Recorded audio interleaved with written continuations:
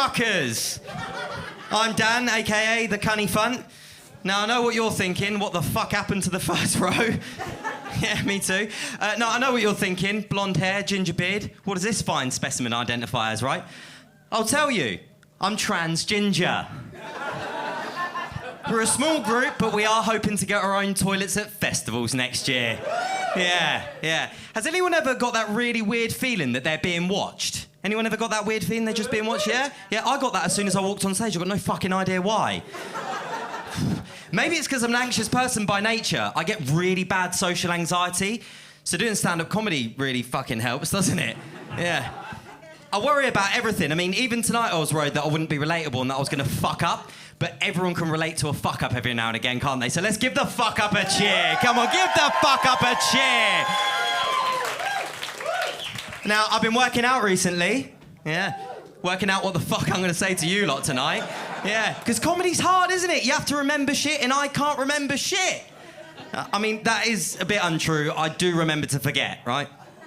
I lose stuff all the time. Like, mainly it's my keys, and that makes me lose my patience, and that makes me lose my temper. And recently, I lost the fucking plot, which is why I'm performing at Backyard Comedy Club tonight, right? I'm constantly doing stupid shit, right? Constantly doing stupid shit. Has anyone ever done that thing where they've gone to check their reflection in a window, but they don't realise there's someone on the other side staring back at them like they're a fucking head case, right? I'm glad some of you have. It's embarrassing, right? I did it the other day, but staring back at me was a family of 4 eating a Sunday roast.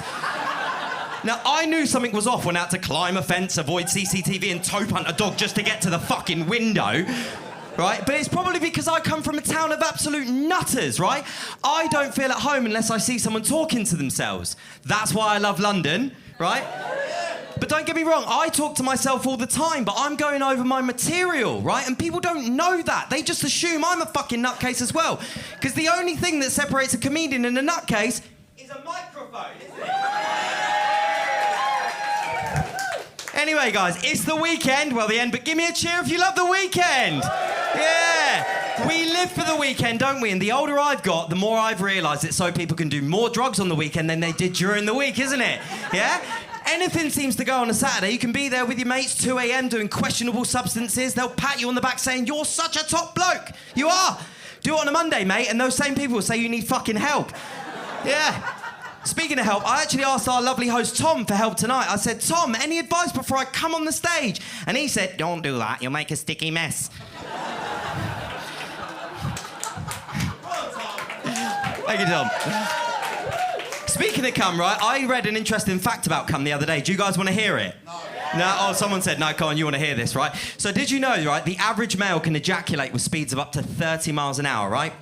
I thought, that's impressive. I swear to God, I thought that's impressive.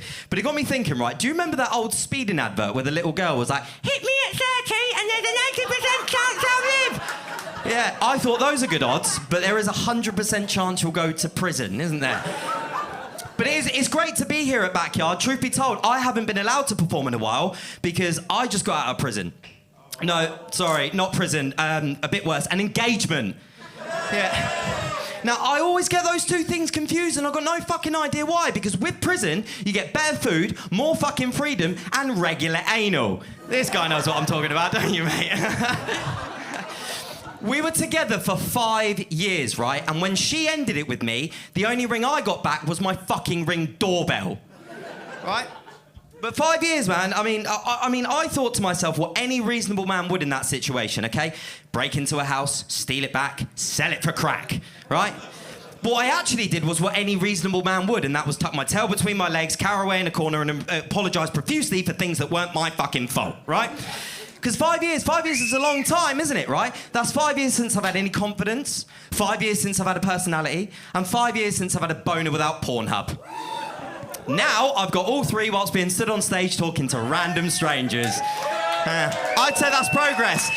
And probably why Tom gave me the advice he did earlier, right? So I knew things were over with like when I realised I had a better sex life in my bathroom sink. Okay? But anyway, fuck her. I've got a new girlfriend now. Yeah. She's a personal trainer and she's stronger than me, right? Most men might find that intimidating, mightn't they? But not me, no. I just like the idea of a fair fight and being carried to bed. Yeah. She's here tonight, actually. You probably saw her. She's the fucking doorman, right?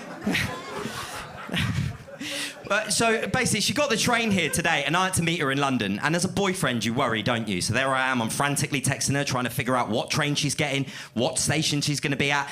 And I finally get through, like after hours of worry, I finally get through all the hustle and bustle and craziness of London. I see her, I run up to her, I grab her, I pull her close, and I squeeze her so tight, and I say, "Thank God you're here, because now I'm safe."